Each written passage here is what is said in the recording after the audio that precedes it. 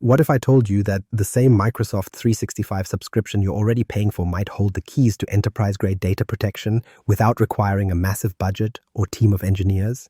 Today, we're tackling one of the biggest myths around Microsoft Purview and Azure information protection, and I'm going to show you just how accessible these tools really are. If you've ever thought, that sounds too complex for my team, yet you're about to see why that assumption could be holding your organization back. The biggest myth about data protection. If you think data protection requires enterprise-scale budgets, you might be holding back your business without realizing it. This belief is surprisingly common. Many owners and IT managers assume Microsoft Purview and Azure information protection are designed only for giant corporations with entire security departments. It sounds logical on the surface. How could something used by banks, law firms, and global manufacturers possibly make sense for a 20-person company? But that assumption hides a problem. When smaller teams talk themselves out of using the exact protections they already have access to, the result isn't savings. The result is more risk, more exposure, and in many cases, a lot of unnecessary stress. The idea that these tools are built only for the big players has kept countless small and medium-sized organizations on the sidelines. They imagine complex policy documents, weeks of consulting fees, and a flood of new jargon their staff won't understand. In reality, skipping protection altogether is like leaving the front door unlocked because you assume only banks need security systems. It's a mismatch. Risk is blind to company size. A 5-person accounting firm with no protection at all may actually be a softer target than a multinational with layers of controls. Think about it this way. Not every business needs an armored vault for storing paper records. Most are better off with a simple locked cabinet and a clear rule about who has the key. Microsoft's tools can absolutely provide vault-level protection if you need it, but they also scale down to cabinet-level simplicity. It's not about forcing every company into the same mold. It's about matching tools to the way you actually work, without creating a mess of procedures that nobody wants to follow. This misconception doesn't just play out in theory, it shows up in actual data. Surveys consistently show that a majority of smaller businesses skip data protection features because they think setup will be too technical or time-consuming. This leaves a gap. Sensitive contracts, personal records, or even internal pricing data ends up moving around without any meaningful guardrails. And everyone feels fine until the day something leaks or a client asks about compliance and the answer isn't reassuring. What makes this even more frustrating is that small teams can succeed with these tools without outside consultants. I've seen organizations of under 10 people roll out sensitivity labels on their own. One nonprofit in particular started with nothing but an Office 365 Business Premium license and a motivated office manager. They created 2 simple labels in an afternoon, one for general use and one for confidential board documents. That was it. No giant project plan, no consultants, no extra spend. Within days, the board learned exactly when they were dealing with sensitive files, and the organization had a level of clarity they'd never had before. Proof that not only is the technology approachable, but everyday administrators can own it. The reason this even works is because of how Microsoft designed Purview and AIP. These tools aren't bolted on extras, they're built to scale. That means if you're a hospital with 10,000 employees, you can run dozens of labels and policies covering every department. But if you're a 10-person design shop, the exact same system can handle 2 categories of data with almost no overhead. Microsoft didn't design one product for giants and another for everyone else. They deliberately made sure the same foundation works across different sizes of organizations. This is where the myth really starts to fall apart. Many features people assume cost extra are already sitting in subscriptions they pay for every month. If you're running Microsoft 365 for email, Word, Excel, and Teams, you may already have core Purview features quietly waiting. Sensitivity labels, basic data loss protection, even entry-level information governance. You don't need an additional line item in your budget to turn those on. You only need to recognize what's there. So when people say, that's not for us, we don't have the budget, what they really mean is we didn't realize we already had access. The truth is, foundational safeguards are bundled right into the licenses organizations buy every day, which means the so-called barrier isn't complexity, cost, or size, it's awareness. Now that the myth is gone, let's talk about what's actually inside your subscription. What you already own in Microsoft 365. Imagine logging into your Microsoft 365 tenant today and finding out that enterprise-grade protections are already there waiting. No add-on invoices, no complicated procurement cycles, just features sitting quietly in your compliance portal, included in the license you already pay for every month. That's the reality with Microsoft Purview. The trick is, most teams don't realize it because the features aren't front and center. You don't stumble across them while scheduling a Teams call or editing a spreadsheet. They live in the compliance portal, which not every admin checks unless they've been told to. And that's where the gap starts. Tools exist, but they're dormant simply because no one went looking. Here's where it gets confusing. A lot of organizations hear Purview and assume it must be a premium service layered on top of a basic subscription. They figure it's locked away inside some high-tier package meant only for enterprise customers.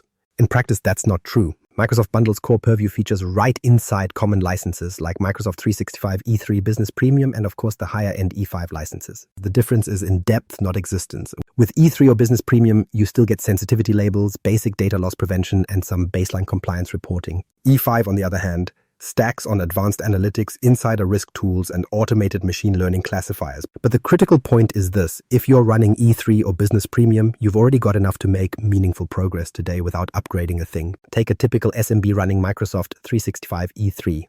They get Exchange, Teams, and SharePoint in the bundle, of course, but hidden in the package are Purview sensitivity labels, enough to tag files and emails by confidentiality level. That means data protection doesn't require a bigger license or a brand new budget request. It's sitting there already. Now contrast that with E5. Yes, E5 unlocks more, like automatic labeling, communication compliance, and fancy analytics dashboards, but those are bonus features. They're not the starting point. For the majority of businesses, E3 is already more than enough to stop worrying about sensitive files wandering out the door unmarked. So how do you actually check what you've got without guessing? You log into the Microsoft 365 compliance portal. It's usually found at compliance, microsoft.com. Once there, you'll see Purview features listed along the left-hand menu: information protection, data loss prevention, and more. Click into information protection and you'll often notice sensitivity labels ready to be defined, even if your organization has never touched this area before. That ready out-of-the-box piece surprises almost everyone. The portal organizes features by function and quietly flags which ones you have licensed. If you hover over one that's restricted, it'll tell you what upgrade is required, so you can immediately see where your subscription ends and where extras begin. What's important is recognizing how much of the security framework is included from day one.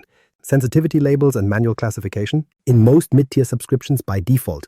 Basic DLP policies covering things like credit card numbers or tax IDs. Also included, retention labels to help with compliance needs. They're there too. You don't need to write a check for those.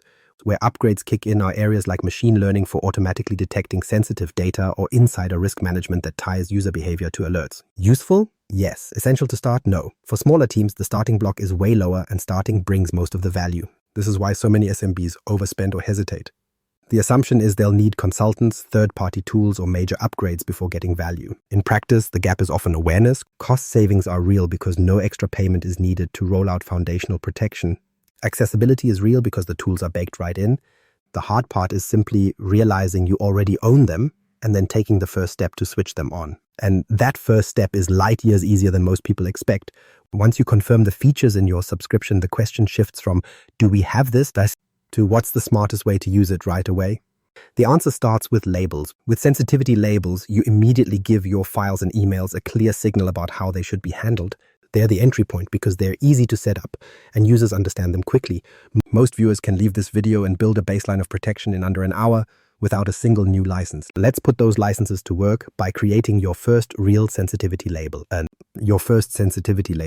What if your team's first step into data protection took less than 15 minutes? That's usually the reality once people realize sensitivity labels aren't complicated policies buried under hours of setup. They're essentially rules that move with your files and emails, telling people how that information should be handled. Think of them as stamps. If you put confidential on a Word document, that label stays with the file no matter where it goes, and Purview knows what to do with it. Send it as an attachment in Outlook and the label comes along. Save it to SharePoint and the label is still there. It's simple but surprisingly powerful once your team gets used to it. The mistake most organizations make at first is trying to invent an encyclopedia of labels. 10 or 15 different options with names like restricted, internal financial draft, or legal approved distribution only. The admin thinks they're being thorough, but the end user ends up staring at a drop-down that feels more like a standardized test than a helpful tool. Too many categories don't make people more compliant. They make them guess, or worse, ignore the labels completely. Confusion is the fastest way to kill adoption, and that's true whether you have 5 people or 5,000. A cleaner approach is to start where your users are. Consider a small finance team I worked with. They had documents covering everyday budgets, which were fine for internal visibility, and then they had sensitive records like payroll and client statements. So that's pretty much 2 categories. Instead of creating a dozen fancy labels, they rolled out just 2, public and confidential. Public covered anything safe to share outside the company. Confidential covered sensitive records. That's it. The result? People used the labels every single time because the difference was obvious and the rules were easy to follow. It wasn't about precision, it was about making it effortless to do the right thing. The real purpose of sensitivity labels is to give files and emails a clear baseline identity. Users don't care about compliance frameworks or governance theories. They care about whether they're choosing the right option when writing an email or saving a presentation. That's why the best practice isn't to drown people in 20 shades of restricted. It's to set up a core tier of 3 that most scenarios can fall into. In plain English, that's general, confidential, and highly confidential. General is your default, safe for everyone content. Confidential is anything you don't want shared outside the team without thought. Highly confidential is the stuff you absolutely need to put guardrails around. 3 tiers. Everyone understands them. No one needs a manual. Actually, creating a label in Microsoft Purview is straightforward once you know where to start. Log into the compliance portal, head to information protection, and you'll see the sensitivity labels section. From there, create a new label, give it a name and description, and decide what protections it enforces. You can go simple at first, maybe confidential triggers a watermark and a header in documents so it's clear on the page. Or maybe highly confidential applies encryption, so only certain groups in your directory can open those files. The wizard-style interface walks you through the options, and you can publish your new label to users by selecting a policy scope. In less than an hour, you'll have a functioning label in place and visible inside their Office apps. The reason to start small isn't just for convenience, it's because habits form quickly. A new system lives or dies based on whether people understand it and trust it to stay out of their way. If you roll out 3 clear, memorable labels, staff adapt almost immediately. They stop to think once before sending a sensitive doc because the label reminds them. They don't question what restricted level 4 draft internal only means because they never see it. And you, as the admin, get reporting in the background showing how those labels are being applied without spending a cent on consulting. What you walk away with is confidence. Confidence that your organization now has a baseline, that files and emails can carry their classification automatically, and that the whole process didn't eat up weeks of planning. It takes less than an hour to create and publish a label, but that first step gives you a working foundation that scales later if you need it to. Once the labels are in place, the real value starts when you link them to policies that keep sensitive information from walking out your front door. Data loss prevention without breaking workflows. The fear is real. Turn on data loss prevention and suddenly your team won't be able to email clients, share files, or even attach a document without hitting a wall. That's the picture a lot of admins have in their heads, and it's the reason DLP sometimes gets ignored altogether. But here's the thing, that picture is years out of date. Microsoft 365's DLP today doesn't slam the door on your users. Instead, it quietly adds guardrails in the background, nudging them when they're about to do something risky and giving them room to correct it before information actually leaves your organization. At its core, data loss prevention is nothing more than a set of rules that look for sensitive information and then decide what to do about it. The old versions of DLP were blunt, match a credit card pattern, and the email gets blocked outright. That's the behavior admins grew to hate. Because yes, it stopped mistakes, but it also stopped business from happening. Modern DLP in Microsoft 365 works very differently. It's rule-based, but the enforcement is adaptive. Rather than a hard block, it raises a policy tip in Outlook or Word, letting the user know, this looks sensitive, are you sure you want to send it? That simple nudge is surprisingly effective because most leaks happen by accident, not intention. It helps to think of it like a conversation. Instead of security walking in and locking the filing cabinet in front of you, DLP today is more like someone tapping you on the shoulder to say, double check that before it walks out the door. That's enough to catch the moment when someone is about to send a spreadsheet full of tax IDs to the wrong recipient or upload a client contract to the wrong SharePoint folder. If the person has a valid reason to go ahead, they can override with a justification and the action is logged for review. Legitimate business doesn't grind to a halt. Many admins get stuck at the setup stage. They imagine they'll have to build custom expressions for every rule from scratch. The reality is Microsoft includes built-in templates for common regulations, and they cover a lot of ground. If your business handles health records, there's a HIPAA template ready to deploy. If you work with European customers, there's one key to GDPR. Credit card numbers, bank account details, social security numbers, the templates exist, complete with matching patterns already tested. That means you don't have to be a compliance expert to get something in place. You can pick a template, assign it to specific services like Exchange, Teams, or OneDrive, and be monitoring in under an hour. One of the underrated features of modern DLP is the gradual rollout approach. Instead of flipping to block on day one, you can start in audit mode. That way, policies detect sensitive data, but they only create a report in the background. Nothing is blocked, no warnings are shown to users. You collect data for a week or two, review where sensitive content is actually moving, and then decide what thresholds make sense. When people are ready, you switch those same policies into warning mode, adding the gentle shoulder tap. Only after adoption has settled in do you trigger block mode for the riskiest actions. This adaptive rollout lets organizations build muscle memory without overwhelming staff. If you've ever had nightmares about rolling out security that stopped operations cold, this should sound familiar and also relieving. You don't have to pick between zero protection and draconian controls. You can build a staircase, observe quietly, then warn, then enforce. And because the rules live inside Microsoft 365 itself, they follow your data across Exchange Online, SharePoint, OneDrive, and Teams. A single policy can catch someone pasting a credit card into Teams chat the same way it can catch someone trying to email a list of them externally. The surprising part is just how painless it is to get started. Let's say you want one simple protection: stop credit card numbers from leaving unmarked. You go into the compliance portal, create a new DLP policy, choose the financial template, scope it to Exchange and SharePoint, and set it to warn users if they share content. In testing, you'll see the system detect those numbers with impressive accuracy. You didn't have to write a regex, you didn't have to pay for custom coding, and yet you've got a working shield in less than an afternoon. This is how foundational protection looks now. Not an obstacle course, not a nightmare for your users. It's a background system that catches accidental leaks, gives your team the chance to think twice, and still leaves business running smoothly. You can protect sensitive data without crippling workflows, and that's the shift many teams don't realize has already happened in Microsoft 365. And for many organizations, protection isn't complete until emails themselves are secured. Email protection that works for users. Your team shouldn't need a PhD to send a secure email. That's where Azure Information Protection comes in, and this is the piece that often surprises people. Email is still the number one way sensitive data escapes an organization, and the balancing act is always the same. If encryption is too complicated for staff, they'll either avoid it or make mistakes. If it's too relaxed, the protection doesn't actually stop leaks. Getting that balance right is where Purview sensitivity labels meet AIP, and the end result is security that actually works for users instead of slowing them down. Picture a human resources manager working on salary adjustments. She needs to email spreadsheets with pay changes to department heads. If that message goes out unprotected and lands in the wrong inbox, you don't just have an awkward moment. You have compliance violations, serious trust issues, and possibly legal consequences. In the past, encrypting that message meant walking through extra steps, forcing recipients to install plugins, or double-checking manual settings every single time. Most people didn't do it. They either took shortcuts or made the wrong configuration choice. That's exactly the kind of failure point Microsoft set out to remove. The strength of AIP is that encryption no longer feels like a separate process. You don't hit send, then stop to open another tool, then paste your message in.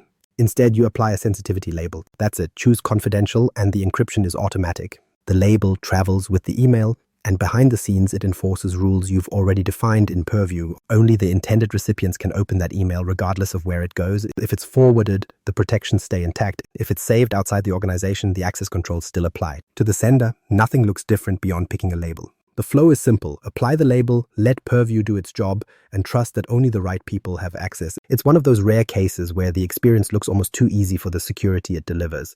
Users don't see extra prompts. They don't need to choose a cipher or remember which toggle encrypts attachments.